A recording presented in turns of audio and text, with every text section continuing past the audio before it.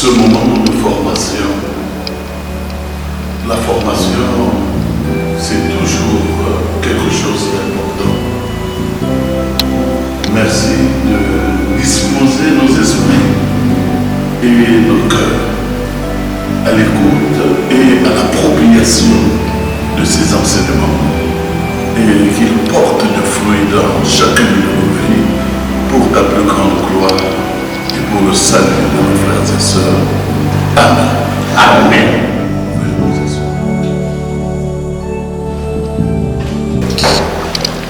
Chers mesdames et messieurs du monde de l'enseignement, du monde éducatif,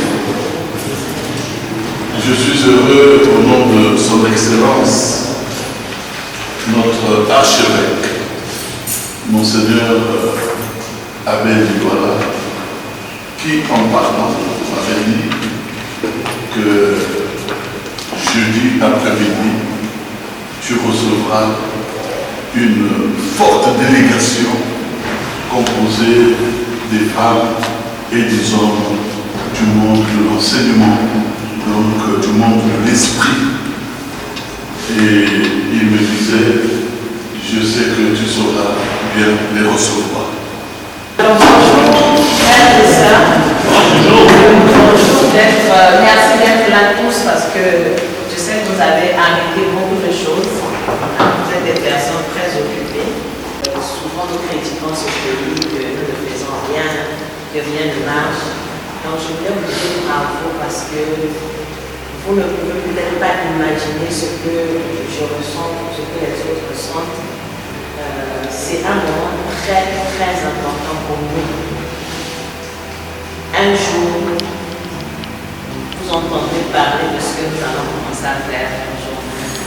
Peut-être que maintenant, on se rend pas compte de l'impact, de la force de ce que nous sommes en train d'implanter à moins de moi.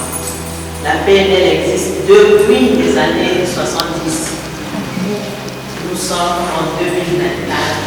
Et je pense qu'il y en a, c'est la première fois qu'ils ont entendu parler de la PNL. Et vous allez entendre que c'est quelque chose de magnifique. Et vous allez peut-être dire, mais pourquoi je ne le sais pas depuis si longtemps?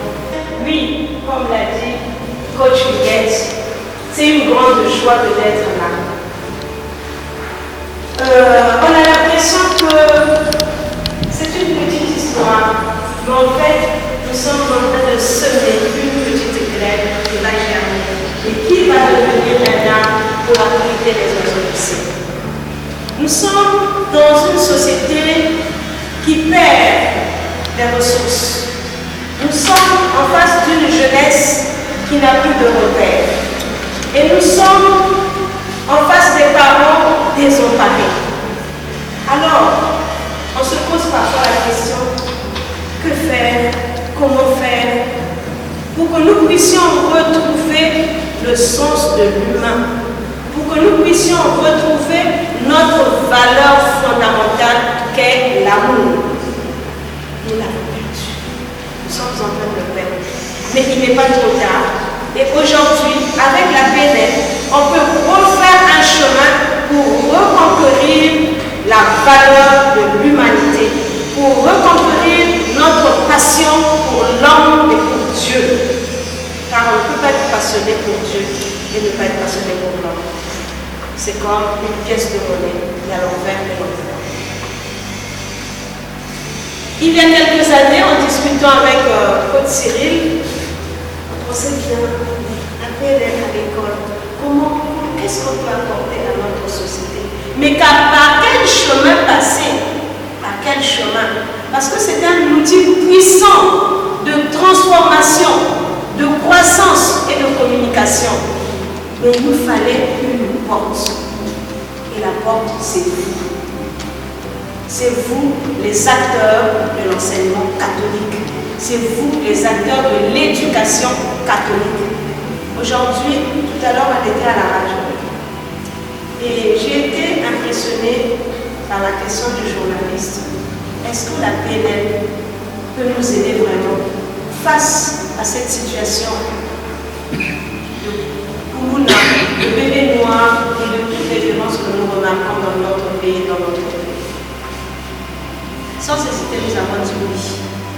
Parce que si la PNL peut vraiment intégrer l'homme et peut vraiment nous faire vivre, il n'y a pas de raison que ces jeunes, que ces personnes qui sont dans cette situation-là puissent vraiment retrouver le sens de la vie. Parce que ce comportement est induit par des paroles entendues, par des croyances limitantes qui font que de toute façon, moi, je n'ai plus rien à perdre. Et des personnes qui pensent que le changement est impossible. Alors là, je me tourne vers Coach Huguette qui a dit et que c'est ça qui l'a secoué. Le changement est possible à tout âge. Oui, et puis j'enseigne la PNL, j'ai enseigné à tous les niveaux, au niveau primaire, à la CIM, au cours élémentaire 1 et au cours moins 2, j'ai enseigné au secondaire et à l'université. Aujourd'hui, je consacre ma vie à deux choses. Annoncer que Jésus est sauveur, qui nous aime, et dire aux gens que vous pouvez devenir la meilleure version de vous-même. Parce que Jésus est venu pour qu'on soit debout. C'est pour cela que, grâce à mon évêque a compris, il m'a laissé voyager. Je suis un missionnaire à la PNL.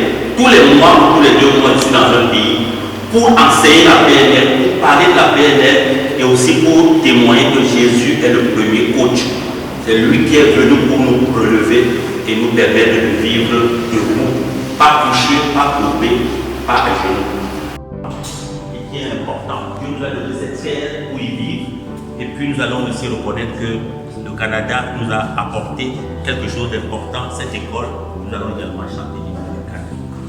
Donc puis je se met debout, on commencera par l'hymne du Canada, ensuite on prendra l'hymne du Congo. Après la musique, on va chanter avec nos voix. Au Canada, terre de nos aïeux, ton front est saint de fleurs car ton bras s'est porté l'épée, il s'est porté la croix, ton histoire est une épopée des plus brillants espoirs et ta valeur deux fois trempée protégera nos foyers et nos droits. Protégera nos foyers et nos droits. En ce jour, c'est le soleil se lève et notre corps est senti une longue nuit s'achève, un grand bonheur a surgi, chantons tous avec ivresse le chant de la liberté, comme les debout fièrement partout, proclamons l'union de notre nation, oublions ce qui nous divise, soyons plus unis que jamais. Vivons pour notre devise, unité, travail, progrès. Vivons pour notre devise, unité, travail, progrès.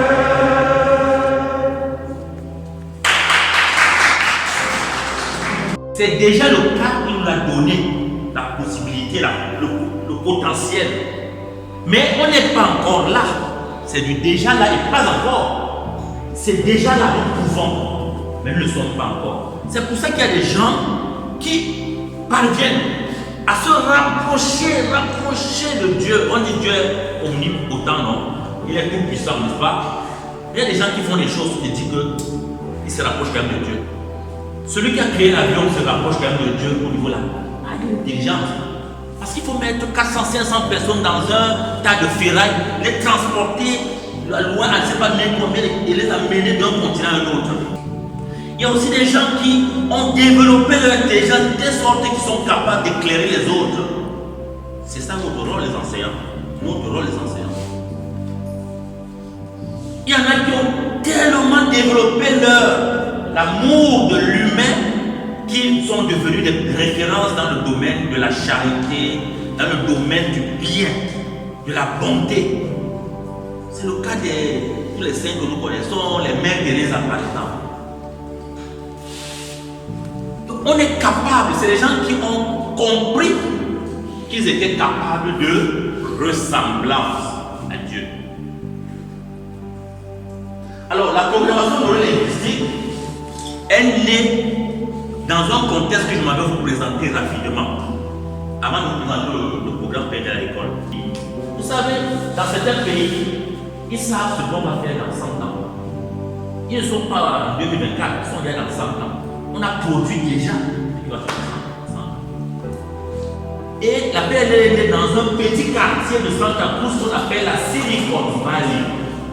Là, c'est là-bas que les Facebook sont, les YouTube, c'est là-bas que c'est le siège, la Silicon Valley. Parce que là-bas, le cerveau tourne 24 heures sur 24. Et c'est les jeunes gens, hein.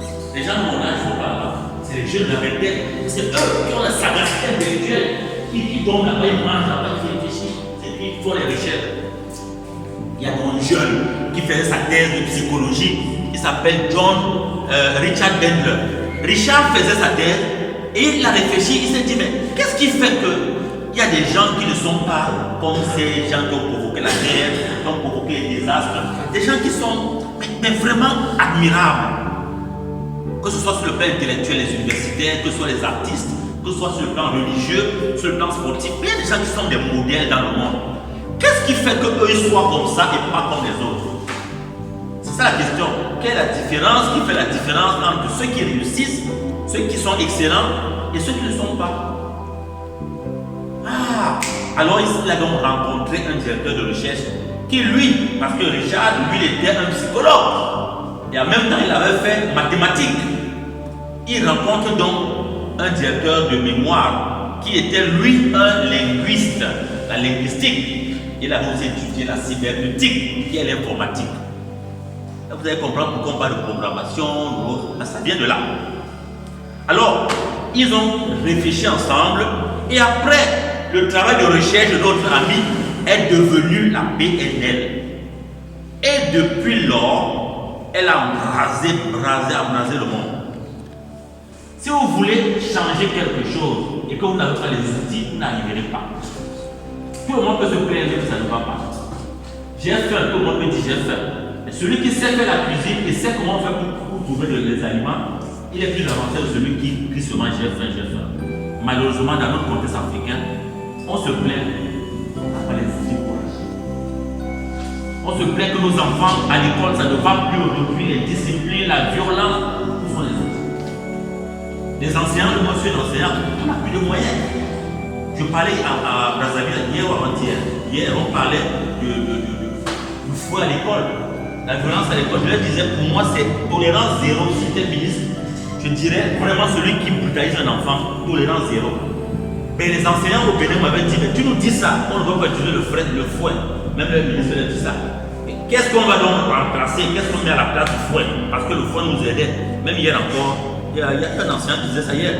Mais un peu le fouet quand même, parce que je lui dis, mais toi-même là, si ton patron aussi te faut un peu quand même quand tu ne fais pas bien, tu vas te sentir comment? Tu dis, mais non, je vais le porter plainte. Si l'enfant, si toi tu violentes un enfant qui est déjà fragile, vulnérable, toi tu es violent, toi qui es quand même autonome, etc., tu n'acceptes pas contre violence. Ça veut dire quoi? Il y a quelque chose qui ne marche pas quelque part. Donc la PNL est donc née du fait qu'on a voulu modéliser l'excellence humaine. Ceux qui n'ont pas les moyens de réaliser ce qu'il veut réaliser peuvent s'inspirer de ceux qui ont les moyens de réaliser ce qu'ils peuvent réaliser. Ces moyens ne sont pas les moyens matériels, je veux dire, c'est-à-dire les stratégies, le comment on peut faire. L'appel est né comme ça. Alors on a modélisé les grandes figures, y compris Jésus. D'autres maîtres étaient modélisés. Les Gandhi, les Léonard de Vinci, tous ces grands ont été modélisés. Seulement le père ou la mère qui n'arrive pas à donner une éducation convenable à son enfant, ce n'est pas toujours sa faute. C'est qu'il a été programmé. Parce qu'on ne donne que ce qu'on a. Si tu n'as pas reçu quelque chose, tu ne peux pas donner cette chose-là. On ne peut pas dire que tous les parents, il n'y a pas l'école qui font les parents. Alors il y a les parents qui ne savent pas quoi donner à leurs enfants. Et partout quand je voyage en Afrique, beaucoup de parents me disent ça, mais nous, on est désemparés. Tu sais que les parents, on a l'impression qu'ils abandonnent les enfants à l'école. Le matin, ils déposent à 6 h, ils viennent au plat le soir. Parce qu'il ne veut pas voir son enfant, il n'est pas capable de supporter son enfant parce qu'il ne sait pas quoi en faire. L'enseignant, parce que si on ne valorise pas suffisamment l'enseignant, si on ne le met pas au cœur du système éducatif, nous manquons le coup. Ce qu'on a fait dans ce pays, on a retiré aux enseignants le pouvoir, il n'y a plus rien qui reste. C'est comme les parents, si tu retires l'autorité aux parents, les enfants, il n'y a plus rien. Donc c'est important, il y a les enseignants, il y a les élèves, il y a les parents, il y a les dirigeants d'école. La mise en réseau des enseignants, la mise en réseau des responsables d'établissement, la mise en réseau des élèves, ça c'est important. Nous sommes au 21e siècle. On ne peut plus aujourd'hui faire avec papier crayon. C'est fini là. Les enfants que nous formons, on les forme pour un monde qui est un monde digital. On ne peut pas les former comme un monde formé avec la craie au tableau, en pensant qu'on va juste vivre comme ça. On peut plus former un enfant en disant ne touche pas à la calculatrice. Il faut faire le calcul mental sur ta tête. Ok, faites-le. Mais sauf que qui calcule sa tête ici là? Tout le monde. Donc, autant préparer les jeunes à ce qui va être pertinent dans leur vie réelle. Aujourd'hui, on te dit que tu ne connais pas le nom de la capitale à Russie ou n'importe quoi. Les autres, je veux déjà appris chez les autres, c'est qu'ils sont très ouverts. Parce que quand on s'enferme sur nous, on se ferme. Et quand on se ferme, on respire nos peurs. S'ouvrir vraiment, s'ouvrir et apprendre des autres et enseigner aussi à ce que nous avons aux autres. Ça, c'est très très important. Alors, une des personnes que nous modélisons en permanence au CFCI, c'est le vieux Théotable, si vous ne le connaissez pas. Qui connaît ce vieux Théotable? Qui peut dire le nom? Alors, ça va être vous savez,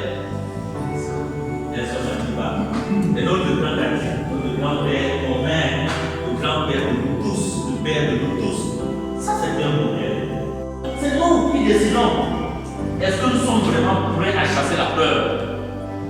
Quand Jean-Paul II dit n'ayez pas peur, ouvrez grand les portes, laissez entrer le Christ. N'ayez pas peur. Parce que nous vivons dans la peur.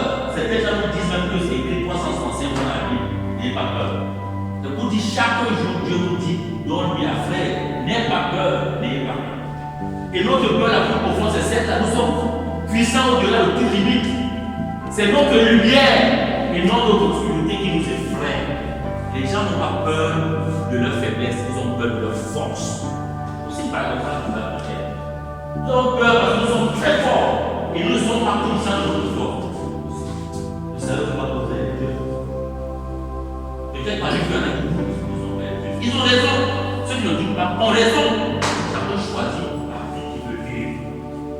Celui qui choisit qu'il me dit qu'il n'est pas comme, il ne peut pas être comme un Dieu, il a raison, il ne sera pas comme un Dieu. Celui qui dit je ne vaux rien, il a raison, il ne vaut rien. Et qui dit je vaux quelque chose, il a raison, il vaut quelque chose. C'est une question du choix. Et prendre conscience de qui nous sommes vraiment. Nous sommes là pour que vrai développement personnel. Il n'y a pas de développement personnel sans développement spirituel, il y a pas de développement spirituel sans développement spirituel. Et ça c'est très important. Nous nous posons souvent la question, Mandela-dit, qui suis-je pour être brillant, talentueux? Qui suis-je pour être merveilleux? Beaucoup de gens se posent la question. Quand je vais au Cameroun, on dit aux gens, ne rêve même pas, tu n'arriveras jamais. Quand tu es qui d'abord? Et on dit ça aux enfants, l'enfant qui est un peu ambitieux, oublie ça, tu vas jamais arriver. On l'avait dit à Barack Obama, sa propre femme. Quand il avait eu ses idées qu'il veut devenir président, sa femme lui a dit no cannot. Il a dit I can. Finalement, le I can est devenu we can. Il est devenu président des États-Unis.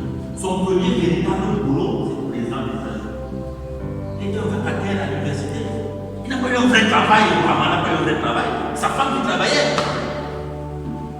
C'est Michel Obama qui avait un vrai travail. Lui, c'était un gars qui faisait des choses comme ça, il parlait bien, il jouait au basket, des choses. Il n'était pas un gars qui travaillait vraiment. Il est parti là pour devenir président de la République. On a à côté de nous, c'est au Sénégal.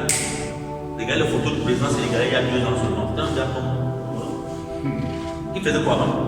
Président du Sénégal aujourd'hui. Mais il a cru. Il a cru. Si tu crois, tu verras la gloire de Dieu. Donc si tu ne crois pas, tu ne verras pas la gloire de Dieu. Et tu as raison de croire. Tu as aussi raison de croire. Chacun choisit. Donc ici c'est très important. Mandela nous dit, qui êtes-vous pour ne pas l'être? Pour ne pas être merveilleux. Qui es-tu pour ne pas être merveilleux? Qui es-tu? Vous êtes un enfant de Dieu. Vous savez pas vous êtes de Dieu. L'enfant d'un homme est un homme. L'enfant de prince, l'enfant de roi est un prince. Donc si mon père est roi, tout puissant, et que je suis son enfant, est-ce que je suis médiocre? C'est sauf si je choisis que je suis médiocre, je serai médiocre. Donc je suis capable d'être comme mon père. Les grandes batailles se gagnent ici, elles se perdent ici. C'est pas ailleurs. Dès que tu as gagné ici, c'est fini, tu vas gagner là-bas. Alors, tu proclames là ce que tu veux. Et comme je dis, si vous proclamez des virus dans cet ordinateur, il va être virusé. Malheureusement, il y a un programme de virus à l'heure, c'est la reste. On devient ce qu'on consomme. Cet ordinateur devient ce qu'il consomme. Donc, la programmation est faite au niveau de la neurologie. Et elle est faite par le langage, c'est-à-dire par les mots, pas seulement les mots, parce qu'en PNL, le langage verbal, on nous dit que le langage verbal constitue seulement 7% de la communication. La communication verbale constitue seulement 7% de la communication. Donc, l'essentiel de notre communication est non verbal et paraverbal.